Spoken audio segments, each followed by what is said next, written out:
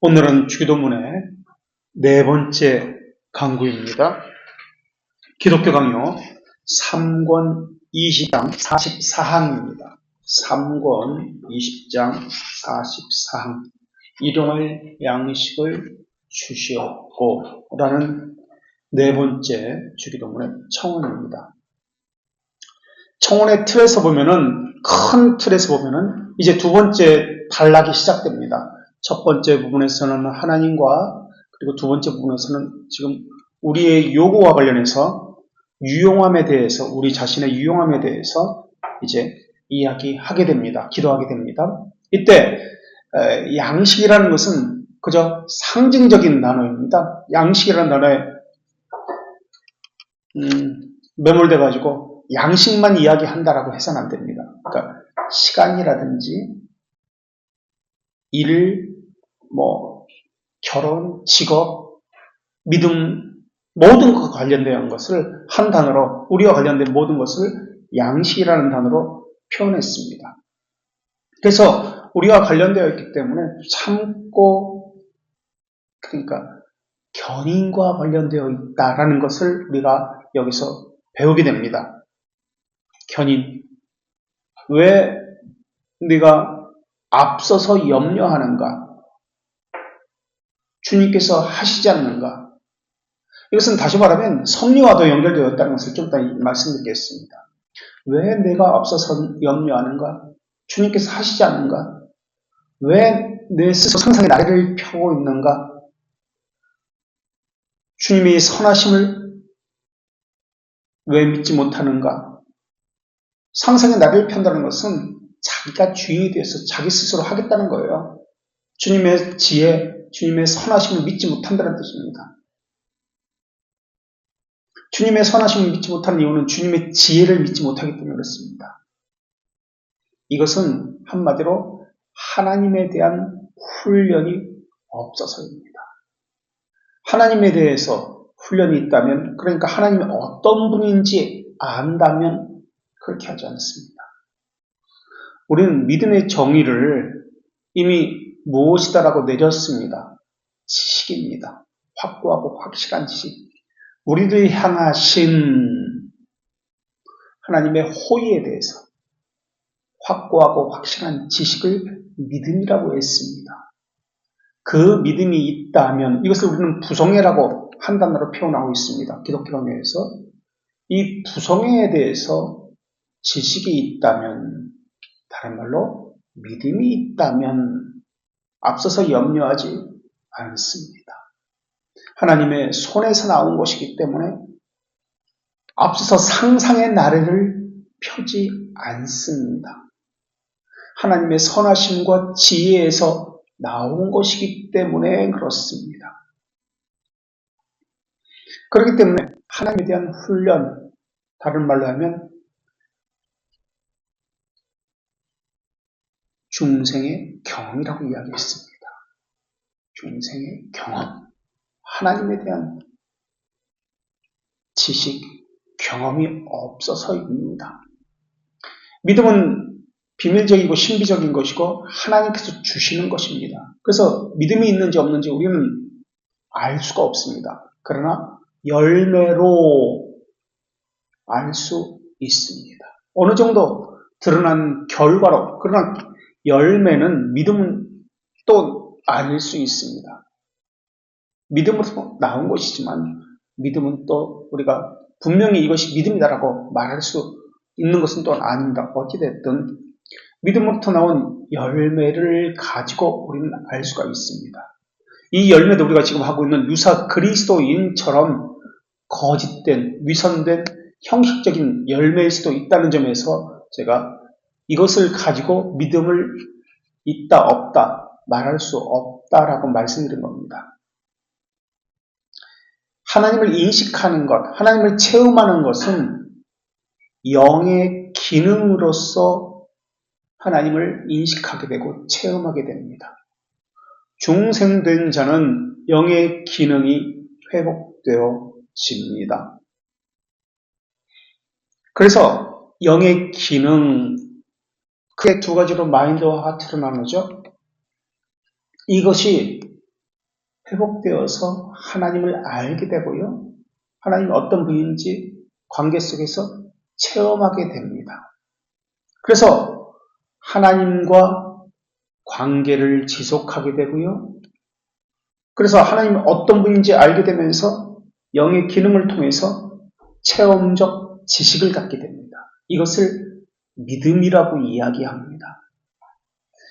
그러니까 자기가 계획할 수 있습니다. 앞으로 이렇게 하겠다. 계획을 할 수 있습니다. 그러나 하나님의 계명을 무시한 계획은 잘못된 계획입니다.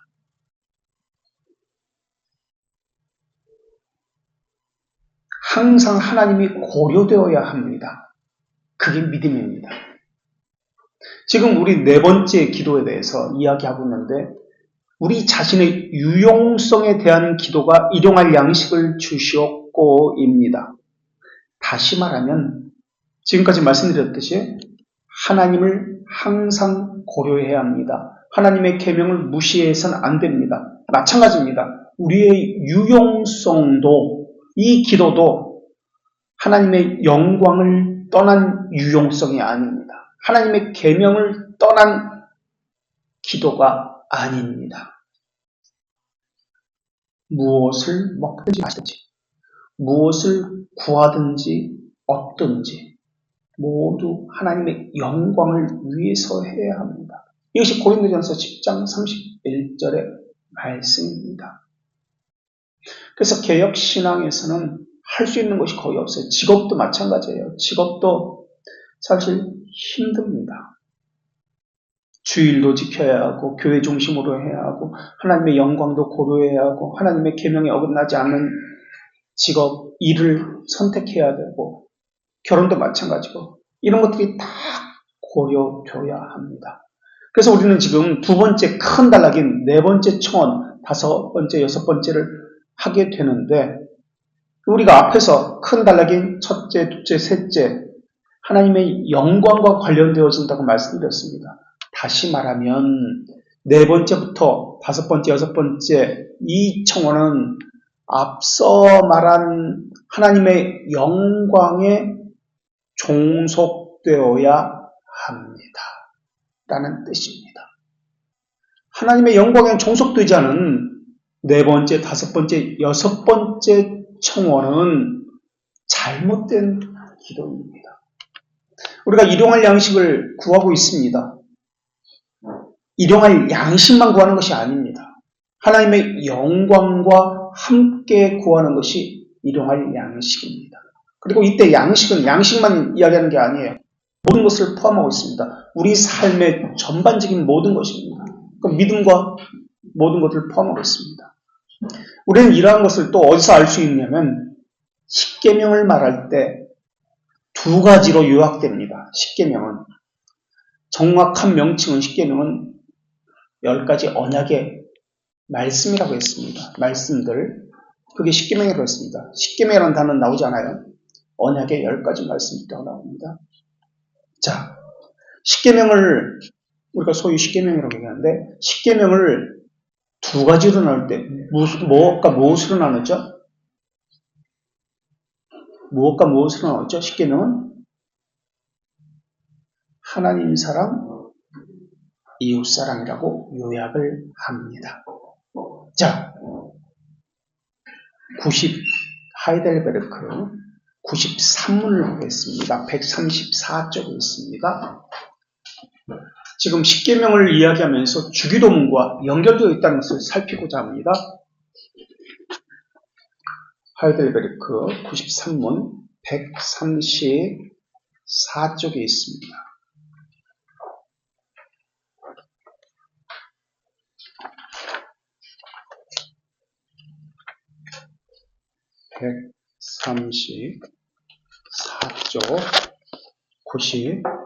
하이델베르크 93문입니다.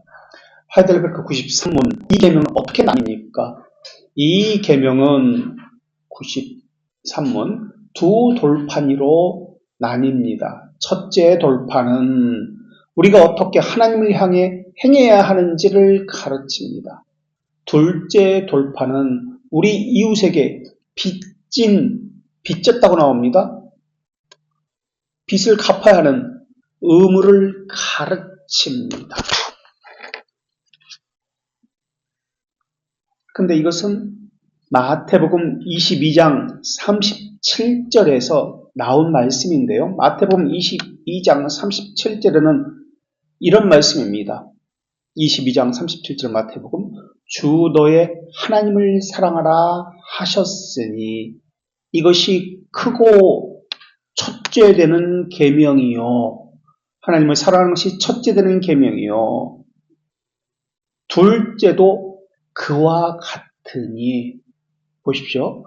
둘째도 그와 같으니, 앞에 것과 같다는 거예요. 둘째 계명도 앞에 것과 같으니, 앞에 계명이 뭐예요? 하나님을 사랑하라 하셨으니 이것이 크고 첫째 되는 계명이요. 둘째도 그것과 같으니 내 이웃을 내 자신과 같이 사랑하라 라고 했습니다. 둘째도 그것과 같으니라는 단어가 들어 있습니다. 우리는 하나님의 사랑, 이웃 사랑으로 두 가지로 분리해버리고 그럴 때가 많습니다. 나눠봅니다. 하나님 사랑, 이웃 사랑. 아닙니다. 종속이라는 개념입니다. 둘째도 그와 같으니 앞에 것과 같다는 거예요. 앞에 것이 종속되어 있다는 거예요. 하나님과의 관계에 모든 것이 종속되어 있습니다. 분리가 아닙니다. 사람과의 관계, 하나님과의 관계, 이 분리가 아니에요. 종속되어 있습니다. 하나님과의 관계로부터 이렇게 이어진다는 말입니다. 이게 거꾸로 가면 안 됩니다. 사람과의 관계가 좋은 것을 보니까 하나님과의 관계가 좋다. 이렇게 거꾸로 가면 안 돼요. 반대입니다. 사람들이 이전에 코로나 때 그런 얘기를 많이 했습니다. 부모님이 교회 가지 말라고 했습니다. 저도 그런 이야기를 많이 들었는데,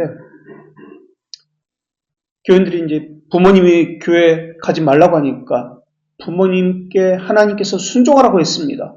그래서 하나님 말씀을 따라서 교회 가지 않겠습니다라고 했습니다.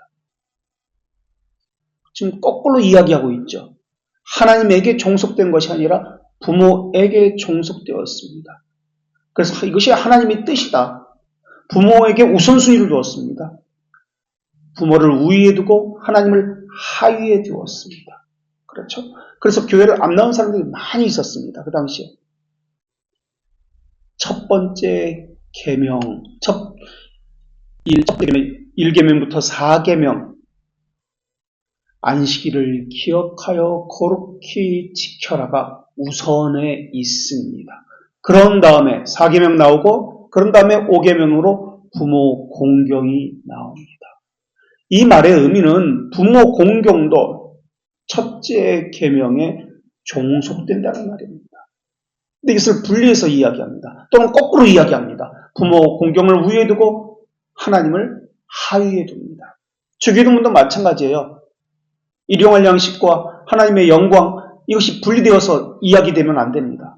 종속되어야 합니다. 그래서 요한 1서 4장 20절과 21절에서는 이렇게 말씀하고 있습니다.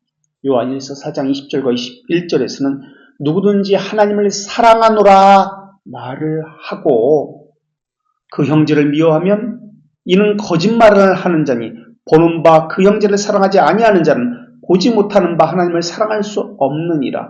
우리가 이 계명을 주께 받았으니 하나님을 사랑하는 자는 또한 그 형제들을 사랑할지니라. 이렇게 나옵니다. 하나님을 사랑한다면 형제 사랑으로 증명된다는 겁니다. 그런데 이거 거꾸로 가면 안 돼요. 우리가 받은 계명이 바로 이것이다라는 겁니다. 첫째 계명과 두 번째 계명을 순서를 바꾸면 안 됩니다. 그렇다면 서로 충돌할 경우는 어떻게 됩니까? 코로나 시대에 부모의 말을 기대야 됩니까? 하나님의 안식일을 거룩히 지켜야 하는 계명을 지켜야 하는 것입니까? 이게 충돌이 됩니다. 부모는 교회 가지 말라고 이야기합니다. 다 너를 위해서 그러는 거야. 이렇게 이야기합니다. 충돌이 된다면 첫째 계명이 우선을 두어야 합니다. 이 주기도문도 마찬가지예요. 첫 번째 청원에 우선순위를 두어야 합니다. 두 번째 우리는 청원을 이제 시작합니다. 4, 5, 6, 여섯 번째 청원까지 두 번째 큰 틀에서의 청원인데 이 첫 번째 청원인 하나님 안에서 보아야 한다는 뜻입니다. 하나님의 영광 안에서 이것을 해석해야 한다는 뜻입니다. 그리고 이 모든 것들은 하나님의 영광 안에 있어야 한다는 뜻입니다. 십계명을 보면 우리는 10가지 언약의 말씀, 10가지 계명이라고 생각하는데 사실은 이것이 모두 연결되어 있습니다. 한 가지가 아니에요. 한 가지가, 그러니까 5계명은 5계명만 말하고 있잖아요. 모든 게 연결되어 있어요. 사람의 삶은 다른 것과 함께 연결되어 있는 것과 마찬가지입니다. 그래서 우리 삶은 한 가지이지만 9개의 다른 계명과 연결되어 있습니다. 자, 부모를 공경하기 때문에 교회를 안 갔습니다. 이것은 안식일만 범했다는 의미가 아니에요. 그럼 다른 계명도 범했다는 이야기입니까? 예, 그렇습니다. 나 외에 다른 신을 내게 두지 말라는 첫 번째 계명도 범했습니다. 왜요? 하나님 말씀 외에 부모의 말씀을 더 높은 권위에 두었습니다. 가족의 유대감 같은 것을 더 높은 우위에 두었습니다. 하나님보다 그것을 더 우위에 두었습니다. 그 뜻이기 때문에 그렇습니다. 그래서 첫 번째 계명도 범한 거예요. 그럼 두 번째 계명, 세 번째 계명 다 어기는 것과 관련되어 있습니다. 하나님과의 언약을 깨뜨렸습니다. 두 번째 계명입니다. 안식일을 지키지 않음으로써 부모는 공경했을지 모르지만 두 번째 계명, 하나님과의 언약을 깨뜨리게 됩니다. 그래서 안식일을 지키지 않은 것만이 아니라 첫 번째 계명도 어긴 것이고 두 번째 계명도 어긴 것이고 그리고 하나님의 이름을 망령되게 부른 세 번째 계명도 어긴 것입니다. 왜냐하면 거짓으로 맹세했기 때문에. 그래서 제5계명은 부모를 공경하라인데 여기서도 마찬가지입니다. 부모라는 단어는 육신의 부모만 부모라고 해석하면 안 됩니다. 우리는 지금 일용할 음식을 먹는 것만 매이면 안 된다고 말씀드렸습니다. 그래서 상징적인 단어라고 했습니다. 여기서 부모라는 단어도 마찬가지예요. 육신의 부모 이것만 이야기하는 게 아닙니다. 모든 질서를 이야기합니다. 질서를 어기는 것 부모로 공경하지 않는 겁니다. 교회의 질서를 이야기합니다. 사회의 질서를 이야기합니다. 이웃의 질서 모든 것을 이야기합니다. 심지어 동급생까지 동료, 직장 동료까지의 모든 관계, 언약 이것을 이야기합니다. 그런 것을 포함해서 이야기하는 것이 부모라는 단어입니다. 질서, 하나님께 세우신 질서를 이야기하는 것이 부모라는 단어로 상징적으로 표현되고 있는 겁니다. 부모를 공경하라. 직장 상사를 공경하라. 직장 동료를 공경하라. 이러한 모든 것들이 이 부모라는 단어 속에 다 들어있습니다. 살인하지 말라도 어떻게 해석했죠, 예수님이? 미움, 분노, 자기감정 이러한 모든 것들이 살인이라는 단어로 상징되어진다고 예수님이 그렇게 해석했습니다. 자신의 감정의 모든 것들이 포함되어 있습니다. 부모 공경도 똑같습니다. 이 자세한 거는 이제 십계명을 하게 되면은 언제 할지 모르지만 그때 하기로 하고 주기도문도 마찬가지예요. 동일하게 해석해야 돼요. 어떤 단어를 본다고 양식이라는 단어를 본다고 먹을 것만 이렇게 해석하면 안 됩니다. 우리가 구분의 차이가 어떤 것이라고 배웠죠? 삼일체 우리가 배울 때도 배웠습니다. 경계선을 그어서 분리하고 나누는 것은 구분이다라고 했습니다. 구별은 그런 게 아니에요. 나뉘어진 것, 분리된 걸 이야기하는 것이 아닙니다. 구별은 그것에 가진 독특성을 말하는 것이 구별입니다. 삼위일체에서 구분을 하게 되면은 삼위를 구분하게 되면은 삼신능이 되어버립니다. 구분이 아니라 나누는 것이 아니라 분리가 아니라 구별해야 합니다. 특성이 있다는 것을 이야기해요. 삼위가 일체인 것처럼 십계명도 또 주기도문도 동일한 것입니다. 동일한 것인데 어떤 측면에서 보느냐, 이것을 설명한 것이 십계명이고 또 주기도문이에요. 삼위일체에서 동일 본질을 빼고 말하면 안 되듯이 주기도문도 하나님의 영광이라는 것을 빼고 말하면 안 됩니다. 그러니까 첫 번째 우리 서론부분에서 아버지라는 개념을 가지고 서론 부분에서 다뤘고요. 첫 번째 청원, 두 번째, 세 번째 청원, 이 첫 번째 큰 단락에서 하나님의 영광이라는 것을 가지고 다뤘습니다. 그래서 이 두 번째 단락에서도 하나님의 영광에 종속되어서 해석을 해야만 합니다. 이것이 분리되어서 양식을 왜 안 주느냐? 나 먹고 입을 거 왜 안 주냐? 이렇게 나가면 안 됩니다. 우리가 빌리브와 영어로 faith라는 단어 둘 다 번역할 때는 믿음이라고 번역을 합니다. 영어로 faith는 믿음의 대상에 대한 명사적 의미입니다. believe는 어떻게 믿느냐에 초점을 맞춘 단어입니다. 그러니까 무엇을 설명할 때 어떻게 믿는가 그 방법적인 것을 believe라고 이야기합니다. 그래서 믿음은 두 가지 것으로 구성되어 있습니다. faith. 우리는 무엇을 믿느냐? 어떤 분을 믿느냐? 믿음의 대상이라고 합니다. 그리고 두 번째로 어떻게 믿느냐가 나옵니다. 그분을 우리는 어떻게 믿느냐? 이것은 구별되는 것이지 구분되어지는 것, 나뉘어지는 것이 아닙니다. 이건 분리가 되지 않습니다. 내가 믿는 그분은 어떤 분이냐? 나는 그분을 어떻게 믿고 있느냐? 이것이 함께입니다. 둘 중에 하나로도 빠져버리면 우상숭배가 되어버립니다. 우리가 믿는 그분은 어떤 분이냐? 우리는 그분을 어떻게 믿느냐? 이 둘이 함께 있어야 합니다. 어떻게 믿느냐? 그분은 어떤 분이냐? 이런 요약을 담고 있는 것이 사도신경입니다. 또 십계명이고 주기도문입니다. 그래서 성경 앞뒤편에 신앙의 기초, 뼈대라는 측면에서 이것을 기록해 놓았습니다. 그래서 우리가 지금 네 번째 강구에 들어가기 전에 이것을 어떻게 해석하는지에 대해서 이야기하고 있습니다. 네 번째 강구는 우리를 위한 강구입니다. 믿음, 직업, 결혼, 모든 것을 포함한 우리 삶의 모든 것을 이야기하는 것이 양식이라는 상징적인 단어로 표현되고 있습니다. 그런데 이 단어를 해석할 때, 이 네 번째 강구를 해석할 때 하나님의 영광을 떠나서, 그래서 분리시켜서 우리 유익만 구하라는 뜻이 아니다 라는 것을 기억하고 이것을 해석해야 합니다.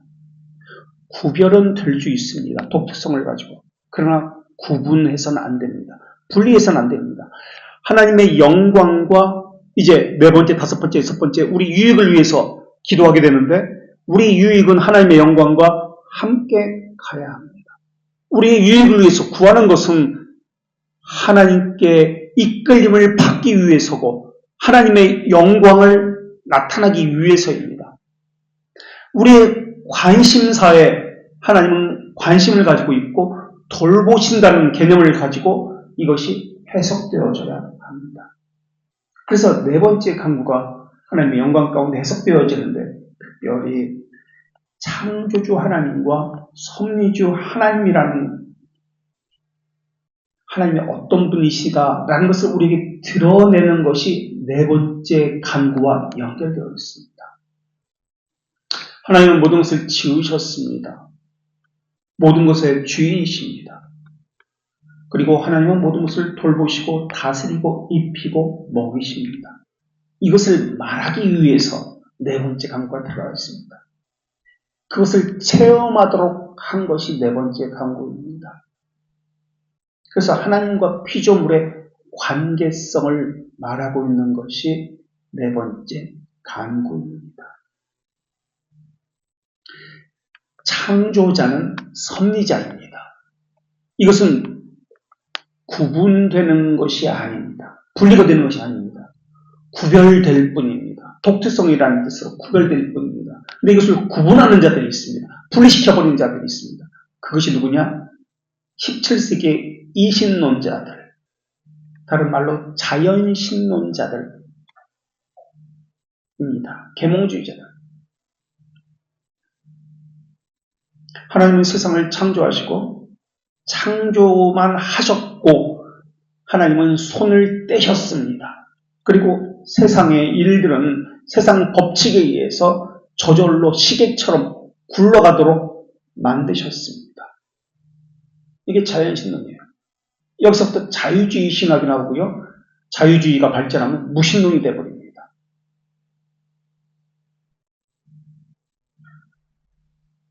이신론자들은 하나님을 부정하는 것이 아니에요. 그래서 무신론자라고 하지 않습니다. 그들도 하나님을 믿습니다. 창조주라는 것을 믿습니다. 그래서 그들도 기독교인이라고 이야기합니다. 이신론을 주장했던 것은 당시 영국 사회에서 합리주의에 의해서 기독교가 무너지기 시작합니다. 그래서 기독교를 변증하기 위해서 세상의 시각, 사회 문화의 시각으로 이것을 말하기 시작한 것이 이신론입니다. 17세기는 이성의 시대였습니다. 합리주의 시대. 그래서 이성으로 하나님을 설명하기 시작한 겁니다. 그러다 보니까 이해할 수 없는 하나님의 영원, 초월이라는 이런 개념, 하나님의 섭리는 들어갈 자리가 없게 된 겁니다. 그래서 시대의 사고를 가지고, 합리적 사고를 가지고, 이성의 사고를 가지고 하나님을 변증하기 위해서 한 것이 바로 이 자연신론자들인데, 그러다 보니까 사람들은 하나님이 어떤 분인지 이성적으로는 이해했지만은 믿음을 이성으로 어떻게 다 설명할 수 있으며 이해할 수 있겠습니까? 그냥 믿어지는 거죠. 성령께서 믿어지게 하는 겁니다. 물론 이성을 배제하지는 않습니다. 이성을 통해서 하나님이 어떤 분인지 설명해 줍니다. 그러나 이것은 나중에 하나님을 체험하고 어떤 분인지 알고 이것이 이해되어집니다. 이해가 문제가 아니에요. 믿어지는 것이 문제입니다. 믿어지는 것이 먼저이고 그 다음에 체험을 통해서 이해되어지는 겁니다. 처음부터 이해하고 믿는 신앙 아니에요. 근데 거꾸로 해버린 거죠.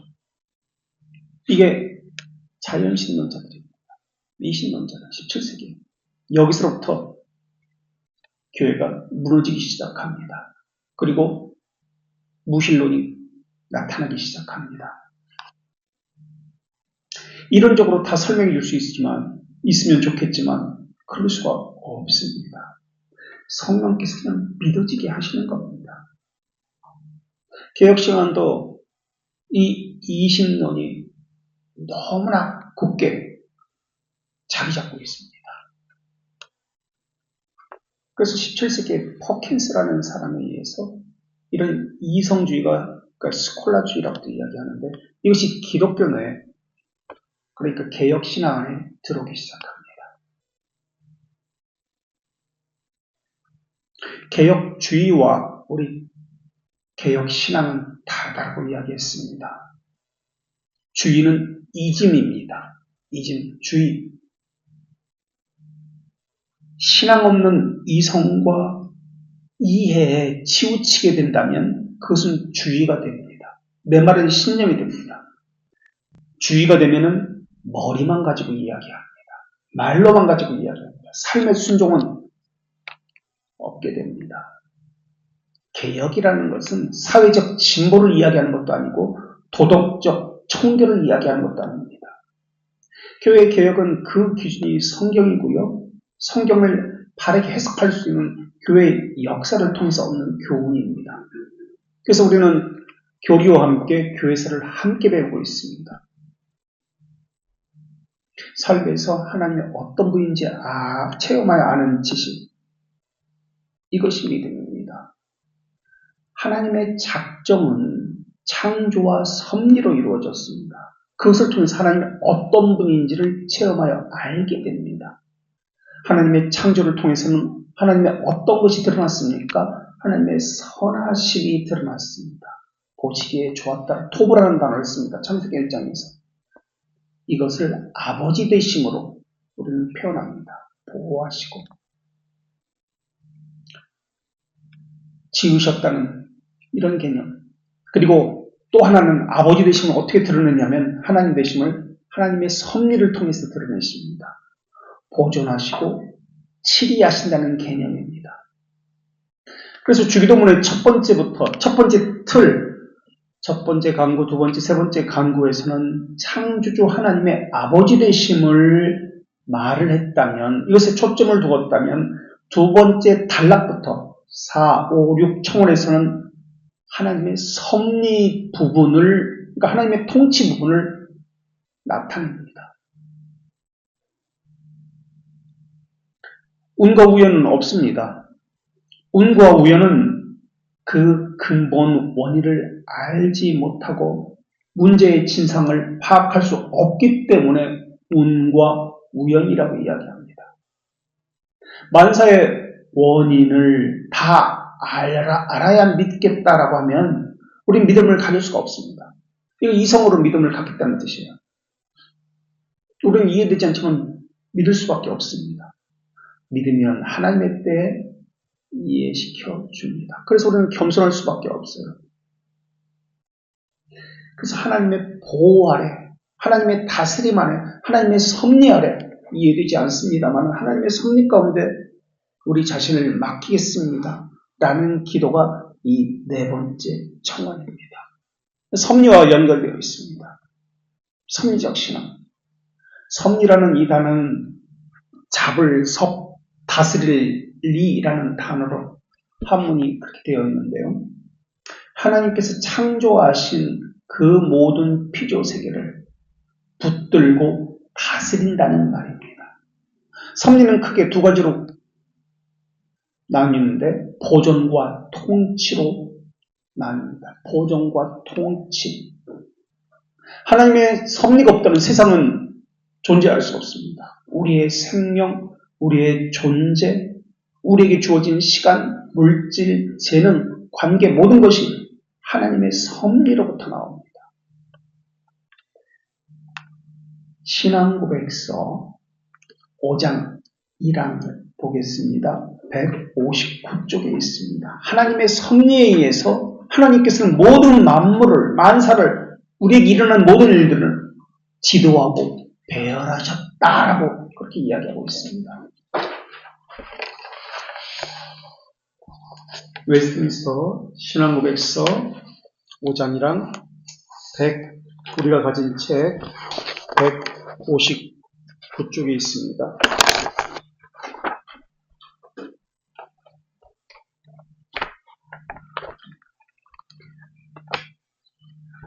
위에서 두 번째 줄 한번 보실래요? 159페이지 웨스트민스터 신앙고백서 5장이랑 영어로 보세요. 영어 거기에 보면 다이렉트라는 단어가 나옵니다. 다이렉트. DB 다이렉트 자동차 보험할 때 그 다이렉트. 동부 다이렉트 자동차 보험할 때 다이렉트입니다. 디렉트라고도 이야기합니다. 디렉트, 다이렉트. 지시하다. DIRECT 두 번째 줄 위에서 다이렉트 또는 디렉트. 지시하다, 지도하다, 인도하다라는 뜻입니다. 이 디렉트라는 단어가 형용사, 동사로 쓰여서 어떤 특정한 방향으로 그것을 경험한 사람이 어떤 책임자가 그 특정한 방향으로 이끌어 갑니다. 라는 뜻입니다. 길을 안내합니다. 라는 뜻입니다. 다이렉트는 영국식 영어고 디렉트는 미국식 영어인데 같은 말이에요. 다이렉트든 디렉트든 같은 단어를 가지고 이제 영국식으로 강세를 앞에 두냐 뒤에 두냐에 따라서 다이렉트라고 그랬다, 디렉트라고 하는데 어쨌든 하나님께서 어떤 길을 지시하시고 인도해 가십니다. 이게 섭리라는 뜻이에요.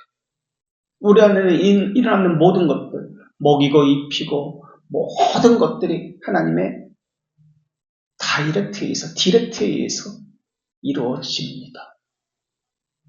그 다음에 나오는 단어가 디스포즈라는 단어입니다. 다이렉트 바로 옆에 dispose, dispose라는 단어입니다.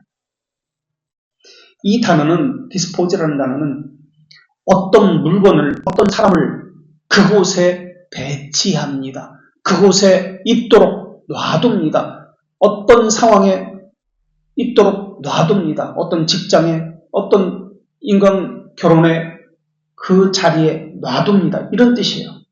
배치합니다. 그러니까 하나님의 섭리는 무엇을 이야기하느냐? 어떤 상황을, 어떤 물질을, 어떤 사람을 어디로 인도합니다. 그리고 그곳에 둡니다. 배치합니다. 이런 개념이에요. 그래서 하나님께서 모든 것을 통치하십니다. 다스립니다. 이런 개념을 가지고 있어요. 이것이 주기도문의 네 번째 기도 핵심입니다. 일용할 양식이라는 단어로, 일용할 양식, 이 단어로 표현된 뜻을 가지고 있는 겁니다. 하나님의 섭리자 신앙. 159쪽에 지금 웨스트민스터 신앙고백서 5장 1항을 보고 있습니다. 한번 읽어보겠습니다. 만물의 위대한 창조자이신 하나님은, 창조자 하나님을 설명했습니다. 가장 큰 것에서부터 지극히 작은 것에 이르는 가장 큰 것, 가장 작은 것, 모든 피조물, 행동, 사물, 자신의 가장 지혜롭고 거룩한 섭리로 자신의 무료한 예지와 자신의 의지의 자유롭고 불변적 방침을 따라 그분의 지혜, 권능, 정의, 선하심과 자비하심을 찬양하도록. 왜 그것에 둡니까? 그 이유는 지금 여기 나옵니다. 그분의 이러한 것들을 찬양하도록 그들을 붙들어서 그들을 지도하고 배열하고 통치합니다. 그들을 지도하고 다이렉트하고 디스포즈하고 통치합니다.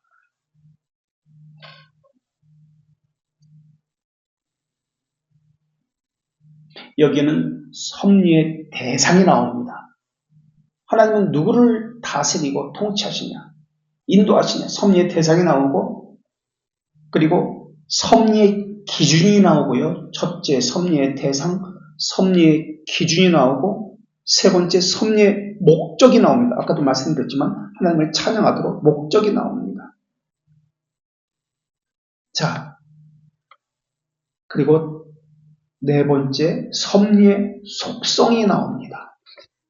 섭리의 속성. 이것을 살펴보겠습니다. 일용할 양식을 구하는 것은 이렇게 깊은 의미가 있습니다. 섭리와 연결되어 있습니다. 그냥 단순히 먹을 거 왜 안 주십니까? 그런 개념이 아니에요. 모든 것이 요약되어 있고 상징적 단어로 일용할 양식이라는 단어로 표현하고 있습니다. 또 다음 시간에도 말씀드리겠지만 일용할이라는 이 단어는 제한이라는 뜻입니다. 제한. 자, 우선 섭리의 대상을 보겠습니다. 하나님께서는 누구에게 통치하시고 다스리고 그들을 배열하시고 붙드시고 인도하시고 그 자리에 두십니까? 그 대상은 누구입니까? 섭리의 대상. 만물의 위대한 창조자이신 그 하나님은, 창조주가 나왔고요. 작정은 창조와 섭리라고 말씀드렸습니다. 작정은 창조와 섭리, 섭리는 통치와 보존이라고 말씀드렸습니다. 자, 창조가 나온 다음에 이제 섭리를 이야기합니다. 그 대상은, 창조주 하나님이 섭리하는 그 대상은 무엇이라고 나오나요, 여기에? 하나님은, 창조주 하나님은 섭리의 대상은 누구죠? 가장 큰 것에서부터 지극히 작은 것에 이르는 모든 것입니다. 모든 피조물, 존재하는 존재물 모든 것입니다. 보이는 것이나 보이지 않는 모든 것입니다. 그 존재물의 무엇이죠? 모든 피조물, 존재하는 모든 존재물의 행동들, 말, 생각, 마음가짐, 자세, 모든 행동들을 그리고 사물들을 이라고 표현하고 있습니다.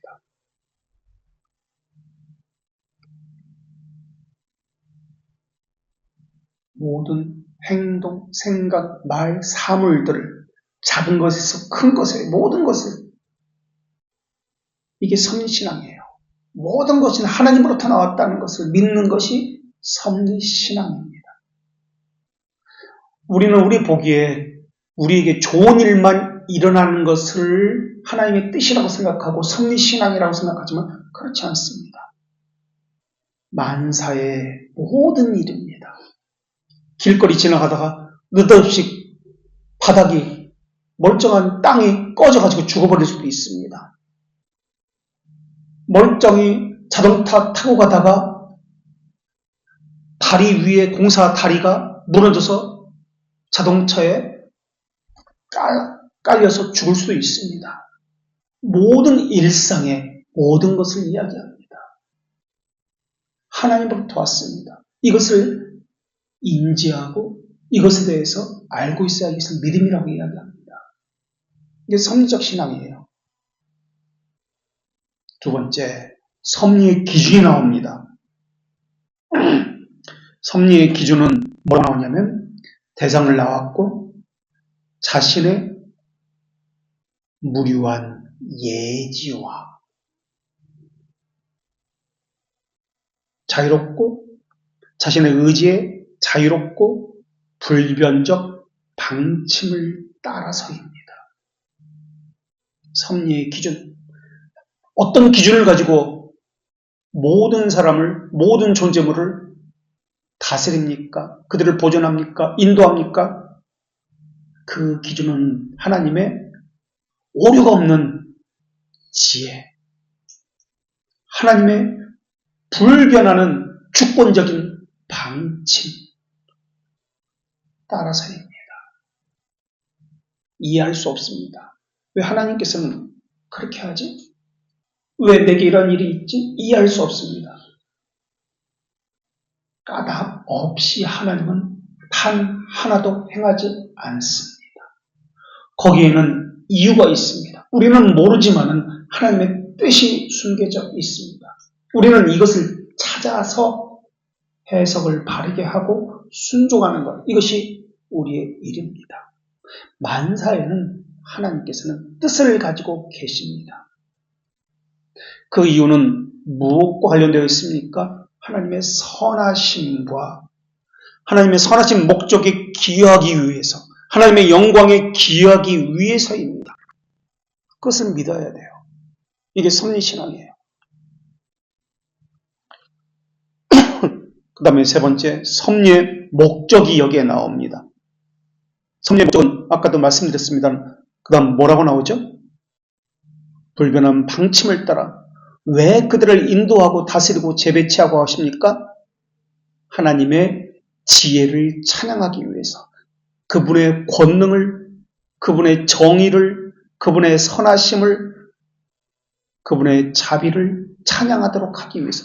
그렇게 나와요. 지금 여기에 신앙고백서에. 이게 우리 신앙고백이에요. 그래서 다윗도, 제가 지지난주에 말씀드렸지만 다윗이 모함하는 시므이에게서 뭐라고 이야기합니까? 다윗이 저건 역시 하나님으로부터 나왔다, 내버려 두어라 라고 이야기합니다. 하나님으로부터 말미암았다. 이게 섭리신앙이에요. 그 부하들이 저 시므이 어떻게 감히 왕에게 욕을 합니까? 죽여버릴까요? 아니다, 내버려 두어라 라고 이야기합니다. 이게 섭리신앙이에요. 원망하지 않는 것. 자, 어떻게 하나님의 지혜를, 하나님의 권능을, 하나님의 정의를, 선하심을, 자비하심을 찬양할 수 있을까요? 먼저 하나님이 어떤 분인지 인지해야 합니다.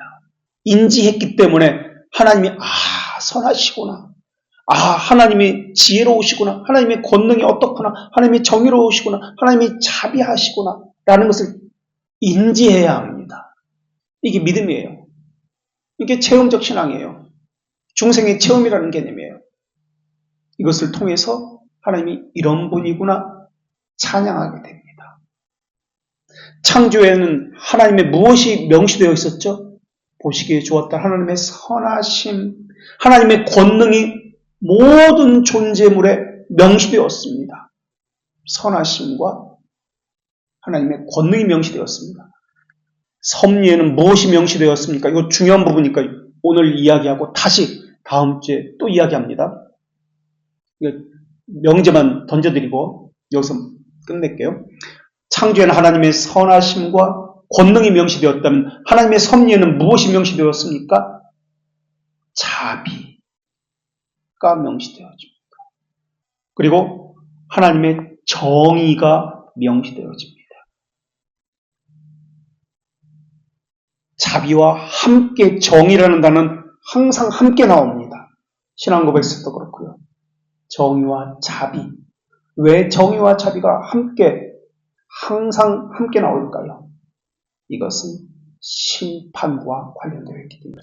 죄들의 심판과 용서를 말하고 있습니다.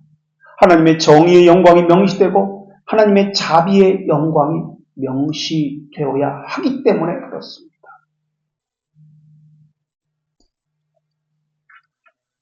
그래서 신앙고백서에 보면은 자비와 영광이 함께, 자비와 정의가 함께 명시됩니다. 여기서도 마찬가지입니다. 정의와 자비가 함께 명시되었습니다. 이건 다음 주에 다시 이 부분부터 다시 설명드리겠습니다. 혹시 질문하실 말씀 있으세요?